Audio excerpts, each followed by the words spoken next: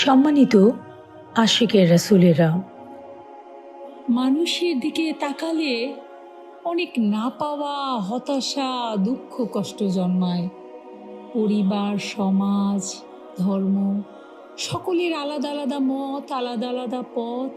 সবাই যেন সবারই ভুল ত্রুটি খুঁজে বেড়াচ্ছে আর নিজেদের মতন ফতোয়া দিচ্ছে। মুখকে ঘুরিয়ে ফেলুন পার্থিব চাওয়া পাওয়া অভিযোগ থেকে। হায়াতে জিন্দিগিটা ছোট, সিলেবাসটা ছোট। কে কি বলল আপনাকে জিজ্ঞেস করা হবে না, আপনি কি করলেন আপনাকে জিজ্ঞেস করা হবে।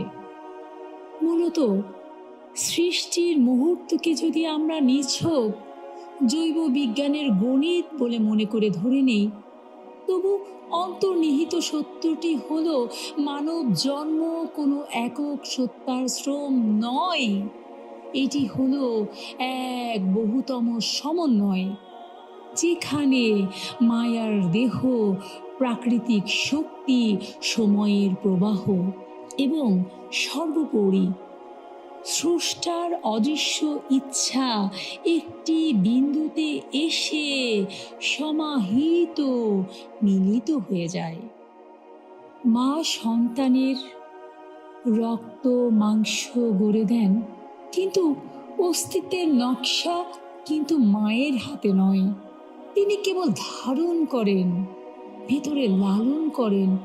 তবু তিনি জীবনের সৃষ্টির মূল নীতিকার নন, বরং তিনি এক মহান ব্যবস্থার ধারক। তাই তার প্রত্যাশা মানবিক, যেখানে শ্রম, ব্যথা, ভালোবাসা, স্মৃতি প্রত্যাবর্তনের আকাঙ্ক্ষা সৃষ্টি করে থাকে। কিন্তু স্রষ্টার প্রতিটি প্রত্যাশা ভিন্ন প্রকৃতির, ভিন্ন মাত্রার, ভিন্ন ধারার। তিনি শ্রম করেন না মানুষের মতন। তিনি তো ব্যথাহীন, সময়হীন, সীমাহীন। তিনি শুধু ইচ্ছা করেন আর তা অস্তিত্বে রূপ নেয়।